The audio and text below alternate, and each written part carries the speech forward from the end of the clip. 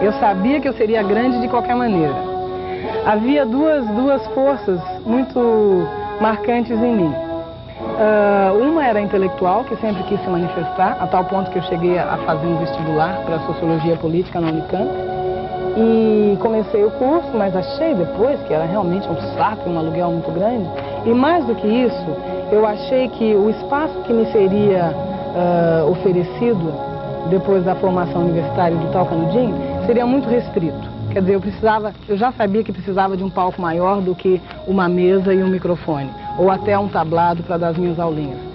Então, quando eu descobri a arte, que foi nessa época dos 14 anos, eu percebi que esse realmente era o meu espaço de manifestação.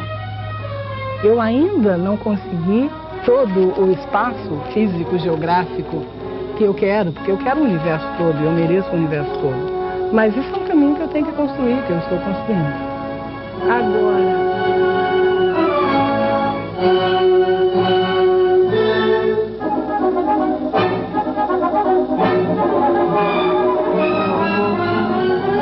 Eu pretendia realmente, eu tinha como objetivo ser escritora. Desde criança eu tinha um monte de poesias, historinhas assim que eu escrevia. Desde a escola primária eu passava uma parte do tempo assim escrevendo coisas, né? E o meu sonho era ser escritora. Mas o Abdias, na época ele estava o Teatro Movimento estava em plena atividade, né? E ele insistia para que eu seguisse essa carreira de atriz. Eu não queria, eu tinha horror. Para ele que não tinha nada a ver com atriz, meu sonho era ser escritora.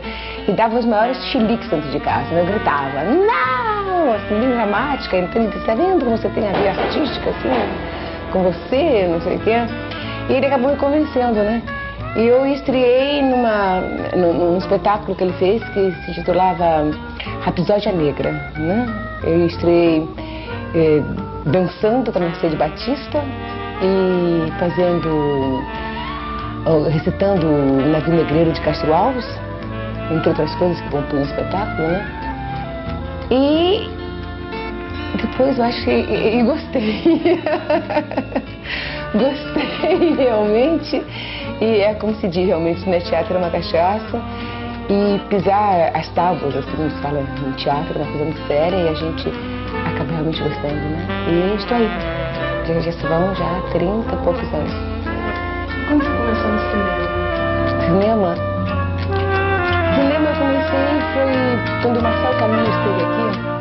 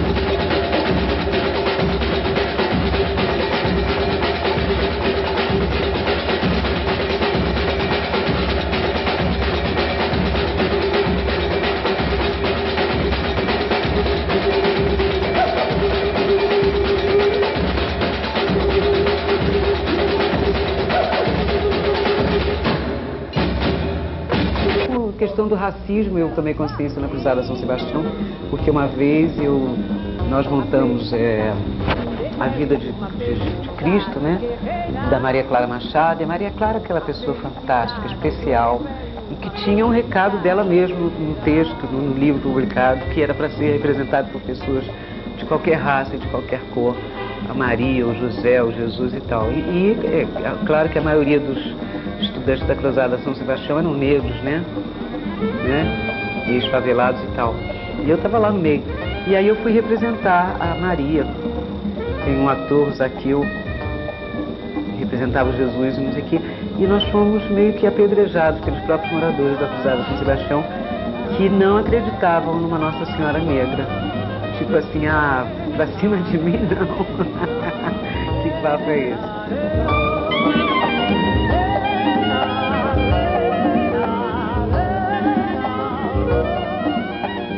Aqui esse Parque Lage era da Bresanzoni Lage, que foi uma grande cantora lírica, então ela fazia óperas aqui dentro e tudo.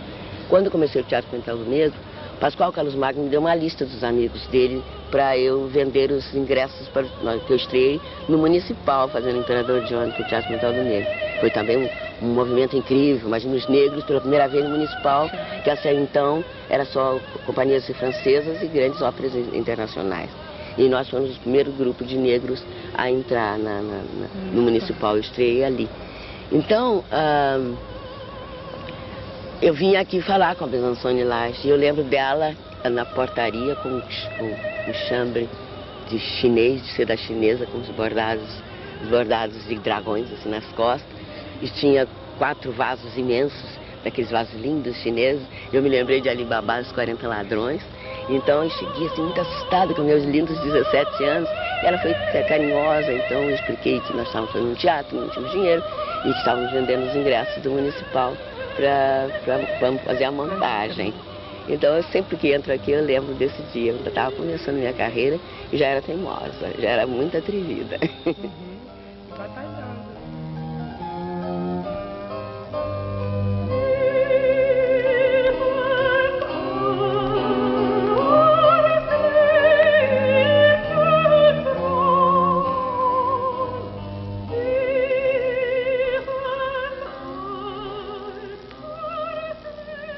Bom, eu comecei a trabalhar em 1972 na Sucata. Foi um convite do Sargentelli. Ele me viu, me achou interessante, achou que ia dar em alguma coisa, não sei. Ele tem um olho clínico do cacete, Sargentelli, né? Ele vai assim na reta. E ele olhou, achou que daria alguma coisa, apostou em mim e hoje eu tô aí, né? Dali foi uma coisa assim, tipo bolinha de neve, né? Foi crescendo. Eu comecei a fazer capas de revistas, eu comecei a fazer anúncios, né, propaganda, e para televisão comecei a fazer linha de show, depois comecei a fazer teatro, comecei a viajar, comecei a conhecer países diferentes, conhecer também o Brasil inteiro, né? Antes de ser atriz, tudo isso, né? Porque daí foi crescendo, o negócio foi crescendo, eu comecei, depois aí começou a pintar cinema, porque foi uma coisa assim, foi gradativo, né? Foi uma coisa atrás do outro. Da outra. Aí comecei a fazer cinema, foi Flagrante, é pra falar todos os nomes? Pode falar o que você lembrar. Ah, eu já fiz uns 10 ou 12 filmes. O Flagrante foi com O Homem de 6.000 Cruzeiros contra as Panteras, Manicures a Domicílios, Manicure a Domicílio com as calças na mão, Histórias que Nossas Babás Não Contavam. Fiz uma comédia também francesa, Se Tiver Rio Mer. Fiz um filme italiano, Morte no Palco, um filme dramático, muito legal, né? Que me deu diversas experiências, porque um era comédia, outro era dramático. E aqui no Brasil a gente fazia assim, um tipo de porno chanchado, uma coisa de leve, né? Sem aquele erotismo pesado, sujo, safado nesses filmes aí que aparecem hoje em dia, nada disso. Era uma coisa bem alegre, a porno chanchada. Pena que acabou. Depois eu fiz 007 contra a Man Rake, né? Que deu aquele comentário todo na época, as pessoas falavam. Vou por aí a procurar, ir pra não chorar. Give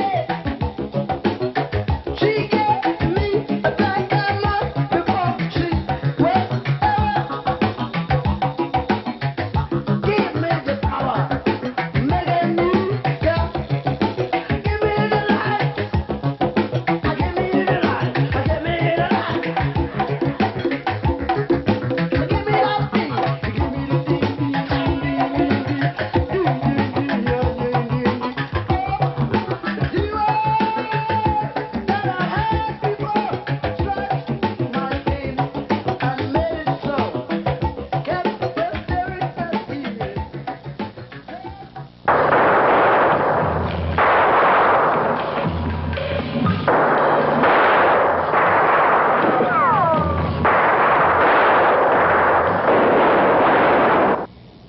levou 30 anos de vida, muita batalha, muita luta, muitas experiências, para chegar aos Estados Unidos e descobrir a origem do meu nome, Zenaide.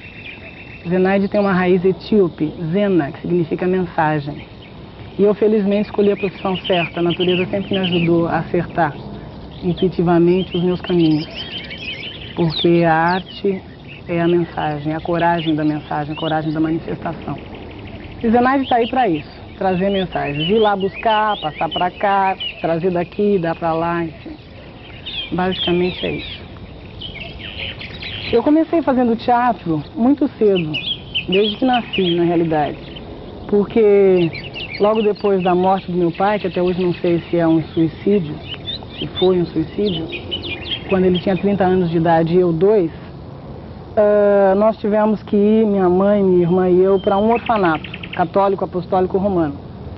E o nosso teatro começou muito cedo, eu digo, porque nós não somos profundamente católicos, nós somos profundamente religiosos, que é uma outra história. Agora, em função de estar nesse espaço, tivemos que nos condicionar, tivemos que nos enquadrar dentro de um determinado sistema que não nos permitia a manifestação real das nossas verdades, da nossa cultura. Eu me lembro que com 7 anos de idade eu tive uma dor de cabeça fortíssima, que era o meu ritual de iniciação, sem que eu soubesse na época. E a minha mãe, sem dúvida alguma, depois de testar vários remédios, aspirinas, hospitais, me levou ao centro espírita. E foi lá que um preto velho me soprou a fumaça do cachimbo na cara e disse: "O que é que você tem, minha filha?" Eu disse: "Eu tinha uma dor de cabeça horrorosa, horrível." E no dia seguinte, é claro que muito feliz, eu fui contar para as freiras essa minha experiência. E ralharam comigo, ficaram muito sérias e eu acabei apanhando em casa à noite por ter dito uma coisa que eu não deveria ter dito, mas ainda não tinha noção do que podia e o que não podia ser dito. E o teatro foi se estabelecendo então. Neste mundo é permitido me manifestar de determinada maneira, fazer determinadas coisas. Eu tinha sempre paixão pelo cinema, apaixonada pelo cinema de Hollywood. E eu tinha consciência bem menina de que era muito limitado por ator negro. Porque todas as estrelas eram louras, lindas, maravilhosas, todas com cara de santo, não tinha ruga, pipoca, manchas na cara, nada. Então eu nunca vou poder, meu Deus, eu gostaria tanto de ser trabalhando no cinema. Então fiz teatro durante 5 anos, com o teatro, fundei o Teatro Experimental do Negro junto com a Abdias Nascimento, Haroldo Costa e outros. E nesse tempo que nós trabalhávamos com o Teatro Experimental do Negro, os comediantes resolveram montar Terra do Sem Fim, de Jorge Amado. Ali eu tinha um papel muito importante, que era baseado no livro Terra do Sem Fim. Logo em seguida, Jorge Amado vendeu os direitos para o cinema. Então foi a primeira vez que eu participei de cinema em Terra Violenta. Foi baseado eu sempre acho que Jorge Amado é meu padrinho de cinema. Então, a partir dali fiz mais 3 filmes na Atlântida. Um era Também Somos Irmãos. Depois Falta Alguém no Manicômio. Então foram os 3 filmes com Terra Sem Fim. Alberto Cavalcante cofundava o Veracruz em São Paulo. Então ele viu várias coisas, ele procurou conhecer os atores, ele vinha da Inglaterra, não conhecia os novos atores no Brasil. Ele procurou ver todos os atores, todo o trabalho de cada um e me convidou. Então eu fui contratada para Veracruz, em São Paulo. Ali em Veracruz foi realmente o grande ponto alto de minha carreira, de realização de meu sonho. Primeiro foi Terra é Sempre Terra, depois veio Ângela, depois veio Candinho, depois Sim a Moça, que foi assim que abriu o caminho, não só para mim. Vamos, Divino.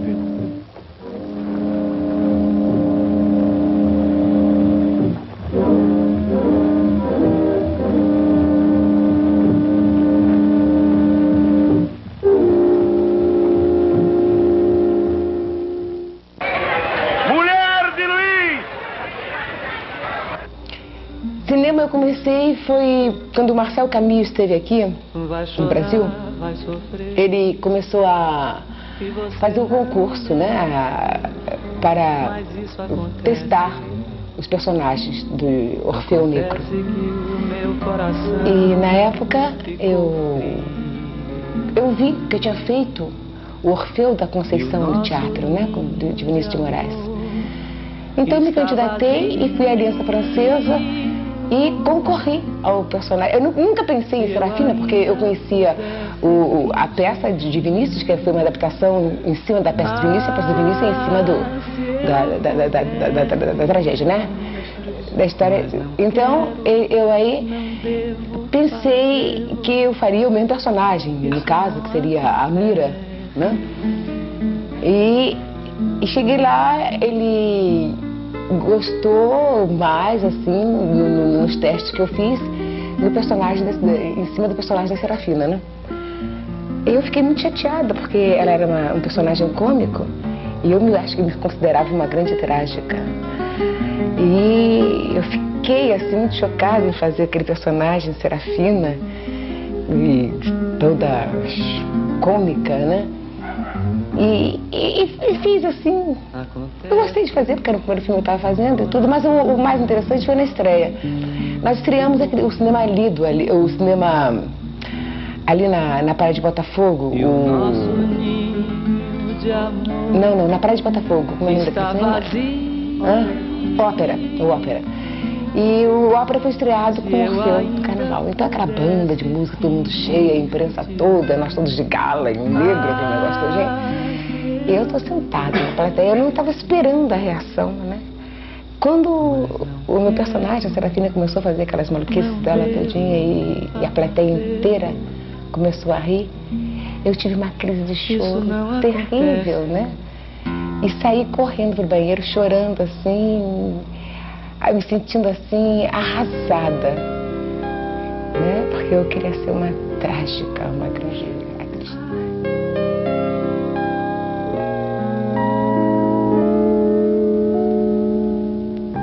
Linda, te sinto mais bela. Bom, daí a gente estava numa reunião lá no Harlem, né, e tal, e aí eles perguntaram se eu estava no elenco porque se eu fui convidada porque eu era uma boa atriz e eles não tinham outra opção, ou se era porque eu era também, concordava, se eu era engajada, né, com a política do Teatro de Arena, né, tal, de esquerda, aquela coisa. Aí o Boal falou, não, ela é super politizada, ela sabe das coisas. Aí eu disse, por que ela usa essa peruca horrorosa?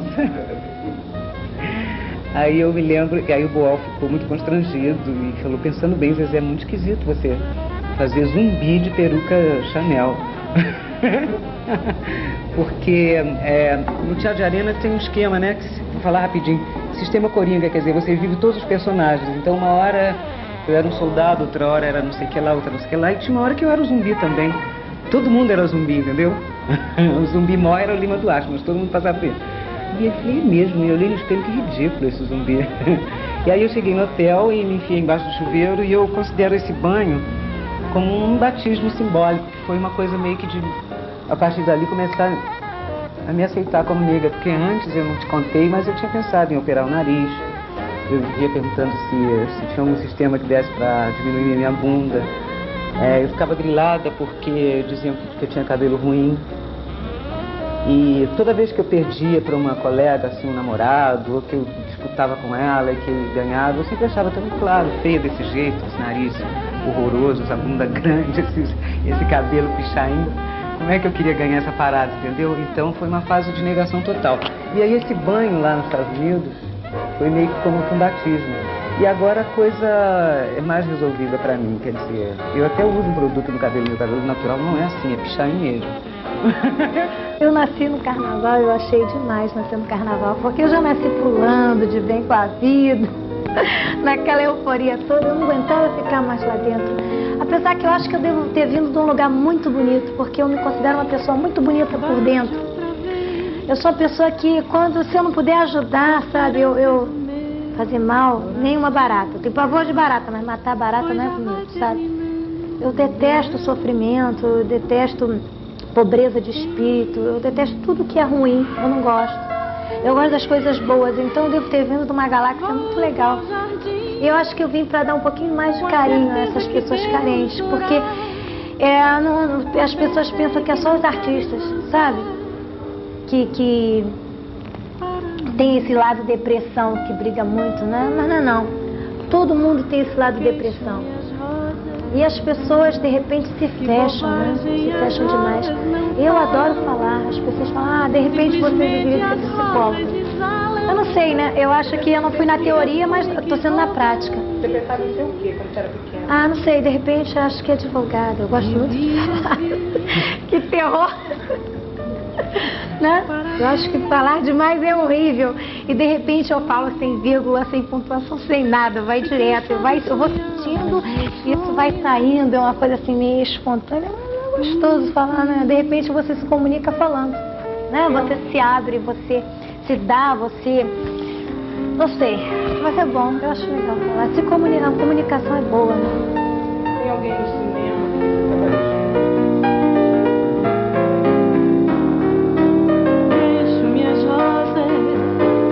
Bobagem, as rosas não falam. Toma lá, seu curioso.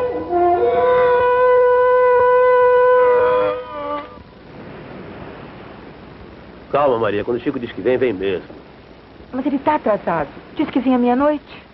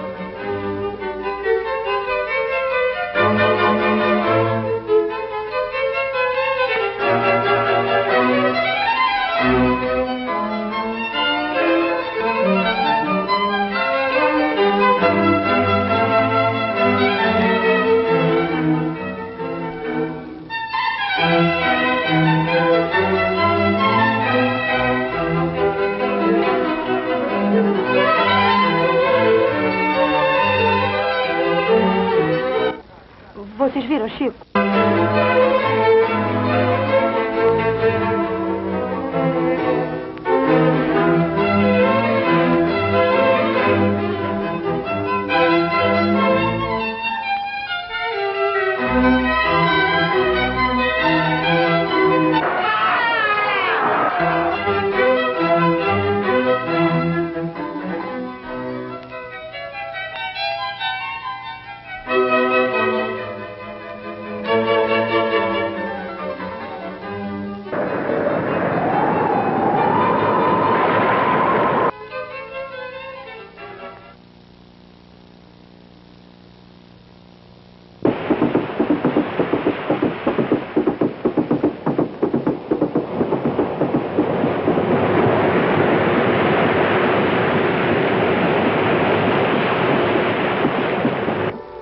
Carne em toneladas, fardos de porão. Cota da coroa, fichas de batismo. Marcados a ferro para a salvação. Entregues à morte, sendo Cristo a vida.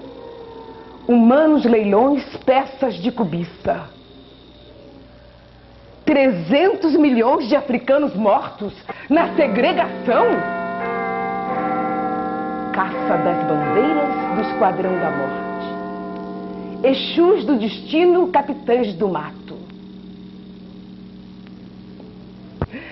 Quanto Jorge Velho, de todos os lucros, de todos os tempos, de todas as guardas.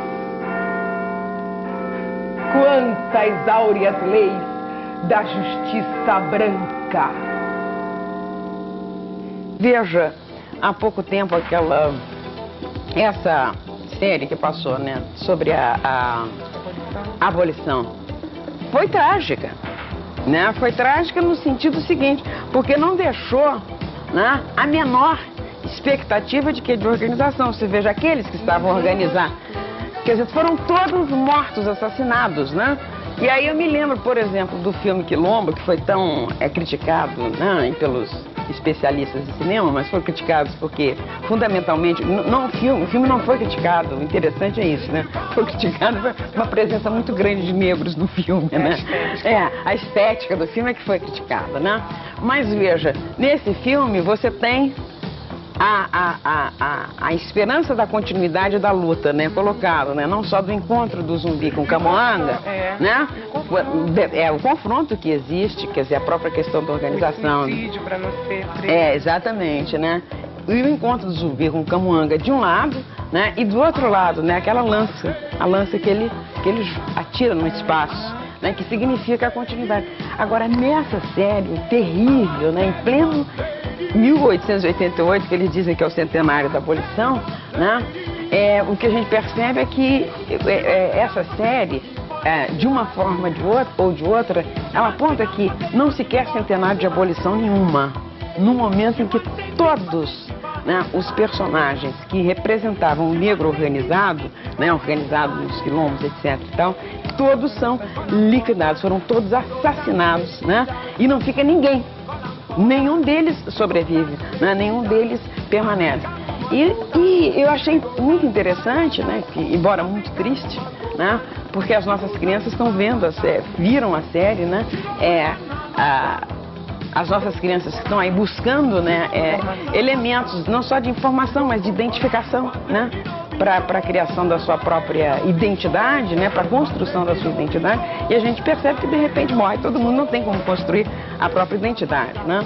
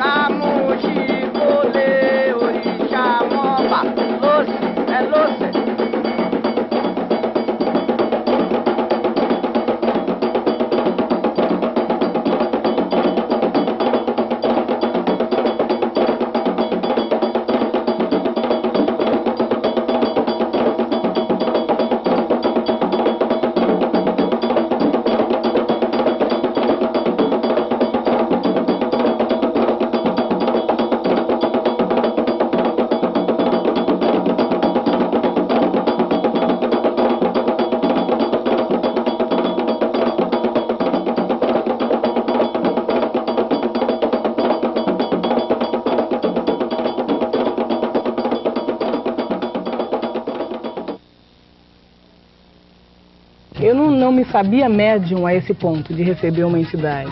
E não fizemos, para a Tenda dos Milagres, nada que abrisse os caminhos intuitivos, os caminhos sensíveis de cada um dos atores que tivesse que trabalhar diretamente com essas entidades. Mas o que eu sentia nos meus momentos de preparação do personagem, momentos até físicos, né? Eu passava azeite de dendê no corpo, eu punha aquelas unhas negras imensas, a maquiagem do rosto, a saia, os colares. E enquanto eu ia me vestindo de tudo isso, eu percebia que algo muito maior do que esses elementos materiais ia também me vestindo, ia também me tomando. E era uma coisa de um prazer muito grande, de uma força muito grande e de um poder muito grande.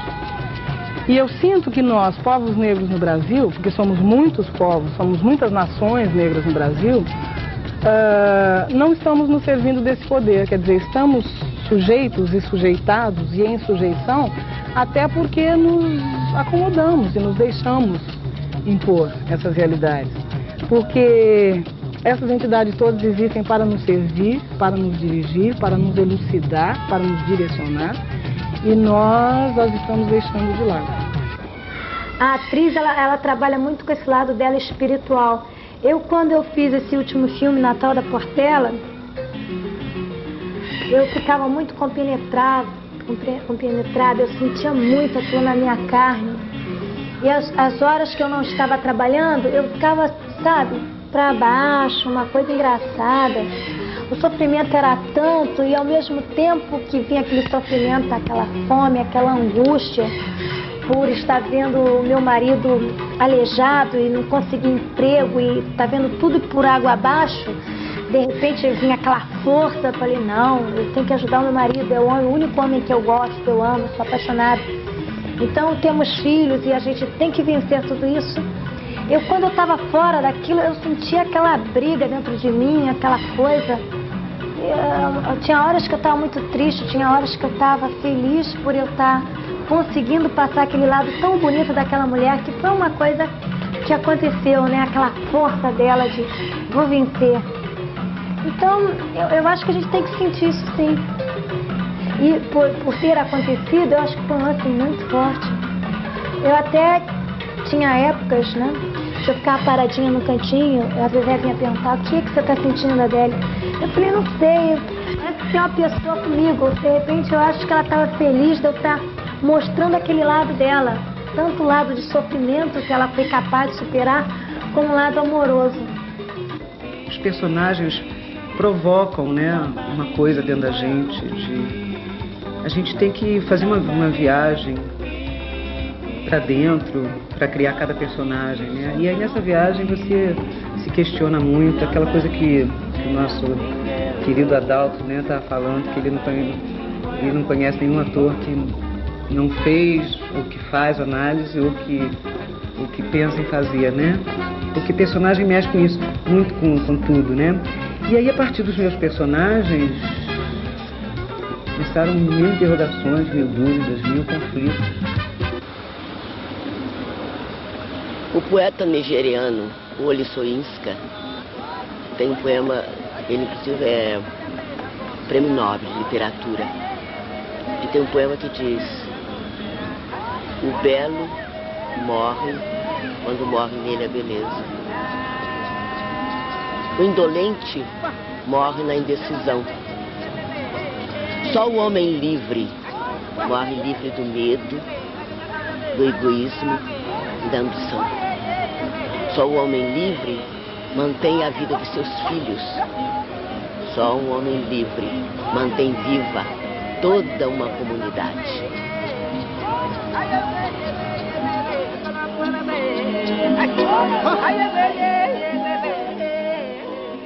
Você sofre um achatamento maior em relação ao pagamento. A atriz negra é uma mercadoria mal paga.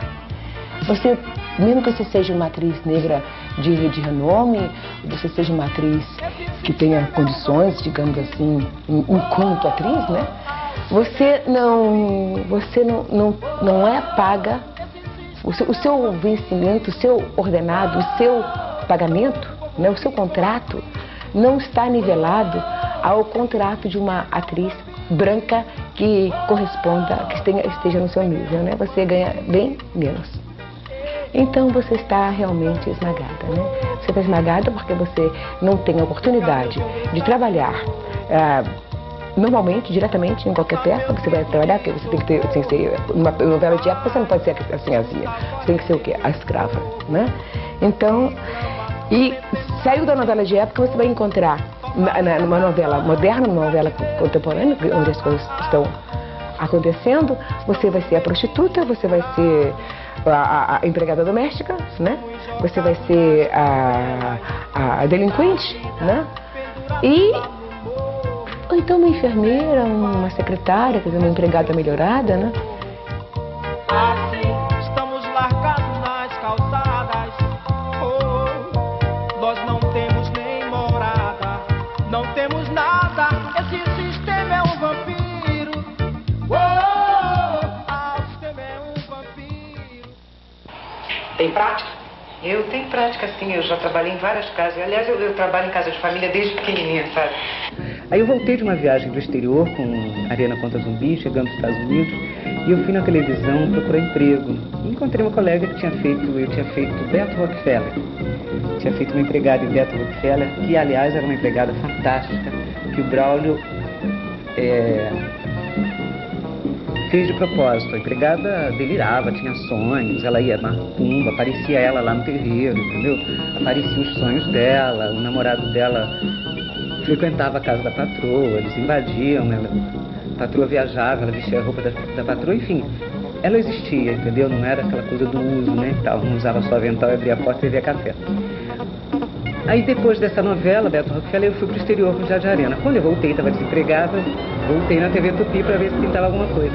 Encontrei uma colega de trabalho que disse, você chegou na hora certa, porque vão começar 2 novelas, não é possível que numa delas não tenha uma empregada. Quando eu era bailarina, eu era muito marginalizada, muito discriminada, muito desrespeitada, porque eles achavam, de repente, que a bailarina é assim um programa ambulante, sabe? Mulher descartável, uma coisa nojenta. E a bailarina, ela é bem culpada disso, porque ela não sabe se impor, entendeu? Eu acho que todos nós temos valores, agora tem que partir da gente. As pessoas nos enxergam conforme a gente nos... sabe? Acho que tem que saber se vender. Se vender de uma maneira correta, séria, eles são obrigados a nos respeitar. Agora, isso aí que você me falou de a respeito do trabalho, eu acho assim, eles jogam comigo dessa maneira, dessa seguinte forma. Não sei o que, tem um papel aí, mas não dá, você, de repente, você já tem nome, né? Teria que ser um papel assim pra gente de cor. Eu falei, pois é, né? Eu já tenho nome, graças a Deus, vocês não têm condições de me pagar. E sai fora na boa, sorrindo, de bem com todo mundo. Por quê? Você vai ficar pensando naquilo? Eu acho que de repente você começa a pensar negativo e puxa aquelas energias todas horríveis. E de repente eu não sou por aí. Eu levo... Madagascar, ilha do amor, Madagascar, ilha do amor, Madagascar, ilha do amor, Madagascar.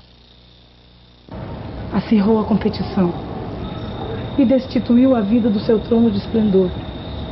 Viver é hoje mudar de carro, amigo, amante, até de sexo, já que nem a natureza é ponto de partida.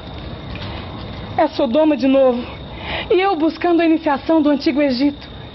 Tantos carros de fogo cruzando os céus, e a poeira atômica, fatal, devastadora, em que até meu povo, meu país, minha esperança, estão partidos.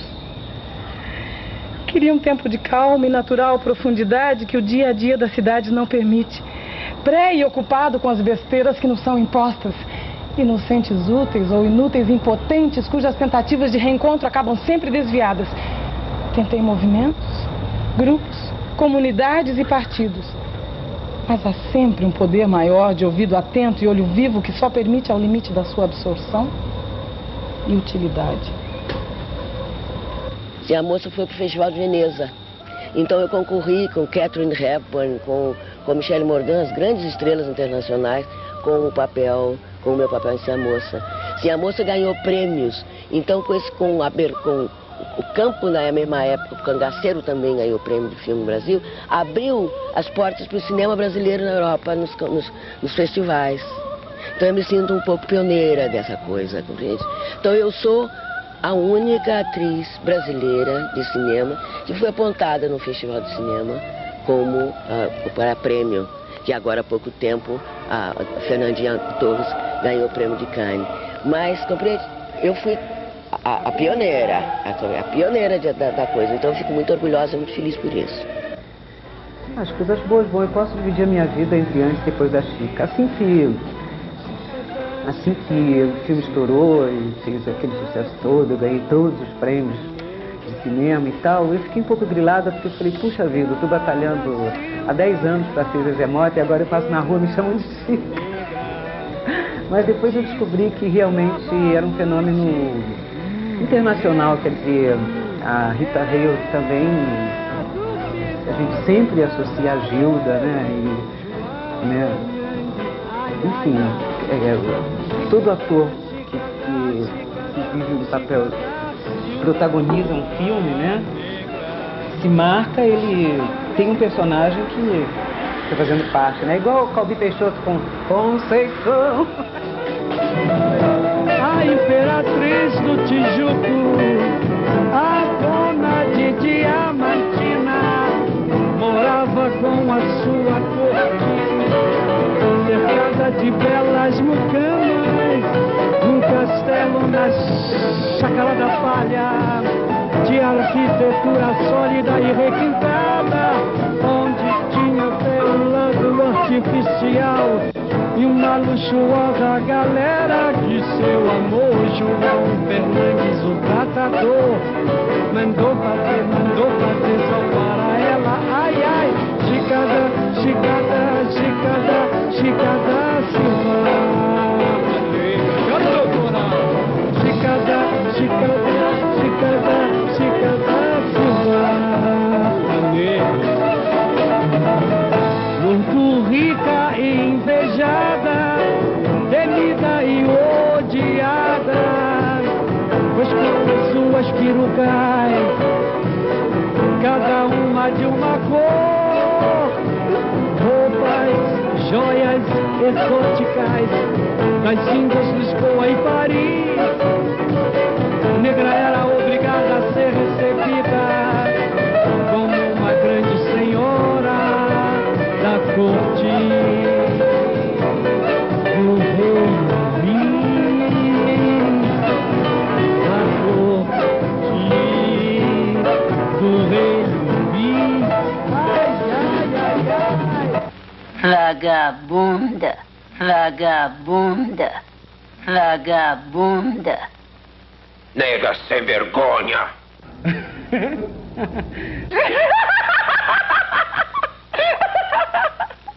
Medea é uma personagem que eu quero fazer, que tem grande paixão. Cleópatra é outra, embora eu tenha algumas críticas quanto ao trajeto e a maneira como ela resolveu o problema da sujeição do Egito a Roma.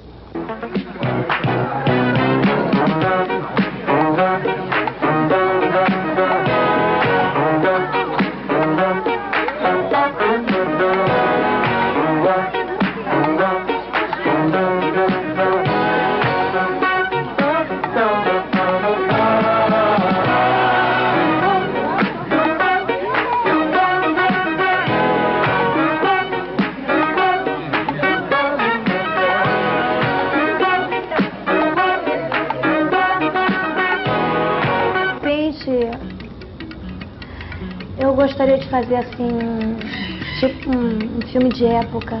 Acho tão legal, sabe? Desenvolver um papel no qual eu convivesse assim com a natureza, tá? Porque eu gosto, me sinto muito à vontade quando eu tô com a natureza. Com os bichos, com as flores, uma coisa assim, em campo, uma coisa muito à vontade, onde eu pudesse passar aquela paixão, aquela coisa gostosa, aquela coisa proibida, sabe? Jogar assim, muito limpo comigo mesmo. Quer dizer, não seria nem uma coisa que eu fosse ter muita dificuldade. Seria uma coisa muito natural.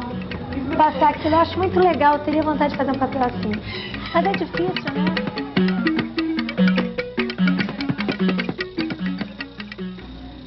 Nós temos muito a que conquistar e lutar por isso, né? E como? Como? Você tem que lutar como? É nós retendo o poder nas mãos. Enquanto nós não tivermos o poder nas mãos, nós não vamos conseguir nada, né? Nós temos que estar de uma forma igual, tem que estar equilibrado, né? Não o homem branco, nada de não fazer racismo reverso, nada disso. Não o homem branco só retendo o poder e nos manipulando, né? Eu digo você realmente com tudo, em igual posição, né? Você sendo atriz, você sendo diretor, você sendo produtor, você sendo autor, você sendo em câmera, você sendo iluminador, você sendo tudo, né? Aí realmente as coisas vão ser muito mais fáceis, porque se continuarem assim... São vários os caminhos. A dificuldade do ator, a dificuldade de um tema, a dificuldade de produções.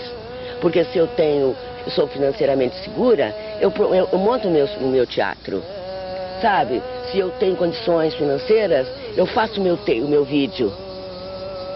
Mas eu não posso. Eu tenho o meu trabalho exclusivamente para sobreviver. Ter a minha vida organizadinha e de viver com dignidade. Então, as dificuldades são muitas. E claro que para o ator negro, eu digo ator negro em geral, mulher e homem, é mais difícil. Comecei a cobrar, cada vez que me convidavam, por que só chamavam eu, a Ruth de Souza, Léa Garcia, o Pitanga, Milton Gonçalves e Grande Otelo e tal. Que na época éramos só nós mesmos. Então eu dizia assim, mas onde é que estão os atores negros? Apresente bons atores negros que nós vamos criar histórias para eles e tal e tal. Aí virou meio que um desafio. E eu sei que tem essa cara de boazinha, mas eu não sou não. Eu adoro um desafio. Eu sou meio que movida, sabe, a um desafio e tal. Aí, se a gente for falar em termos de inconsciente cultural brasileiro, esse inconsciente cultural é negro, né? E os brancos se apropriam disso, né? E nós vamos constatar então o quê? Que para a mulher negra, o lugar que lhe é reservado é sempre o lugar menor, né? É o lugar da marginalização, é o lugar do menor salário, é o lugar do desrespeito com relação à sua capacidade profissional, né? Personagens secundários. Sempre personagens secundários, quer dizer, paisagem, né? Onde os brancos são protagonistas. Embora tenha havido mudanças, a gente não pode também negar isso. Mas essas mudanças a gente percebe que elas se dão num sentido muito mais sofisticado de reafirmação dessas posturas paternalistas, né?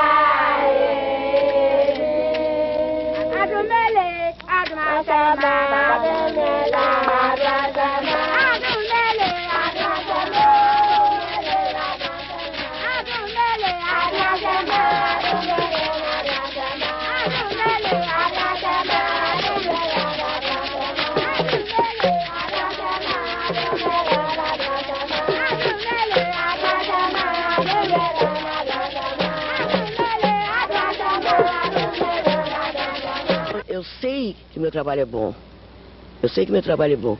E dou o máximo de mim dentro de qualquer trabalho que faça. O cinema, o teatro, a televisão. A cena que eu entrar é minha. Eu não importa que tenha estrela ou estrela. Não importa que não é o primeiro papel. Não importa que a minha cena é minha. Meu pai é alemão, meu pai é de Hamburgo, né? É Friedrich Karl Emil Halban. Ele veio da Alemanha depois da Segunda Guerra. Ó, ele não é bobo, né? Naquela época até eles costumavam dizer que os alemães eram filhos de Hitler. Já pensou se o Hitler soubesse que tinha uma netinha assim que nem eu? Ai, eu acho legal essa história. Toda vez que passava o Ébrio no cinema, minha avó queria que eu fosse buscá-la para ver o Ébrio. Eu já não aguentava mais de levar minha avó para ver o Ébrio, né? Era o Ébrio e Gilda, com a Rita Hayworth. Minha avó era campista, mãe do meu pai, e quando ela via assistir a Gilda, ela gritava no cinema, xingava a Gilda de todos os nomes possíveis. E eu, com 16 anos, morria de vergonha, ia me encolhendo, sentada no cinema. Eu cantava, dançava, não sei o quê, era até muito engraçado. I am Rita of America, how do you do, merci beaucoup, por onde passa tem sururu, sou negro internacional, sem complexo racial. O resto eu não me lembro. Mas era uma história, era um concurso de Miss Brasil. Bem, de qualquer maneira eu aprendi a falar inglês muito cedo, com 10, 11 anos de idade. Portanto, aos 14, como eu me referi antes, eu já estava pleiteando empregos que as pessoas em geral vêm a pleitear com 18, 20, que era de secretária júnior, recepcionista bilíngue. E aí eu comecei a perceber já as portas fechadas. Claro que fui a primeira atriz negra a trabalhar em peças dramáticas e sérias. Então, eu fui um espanto. Então, entendeu? Então eu fui a admiração, imagina, ela é excelente atriz. As críticas...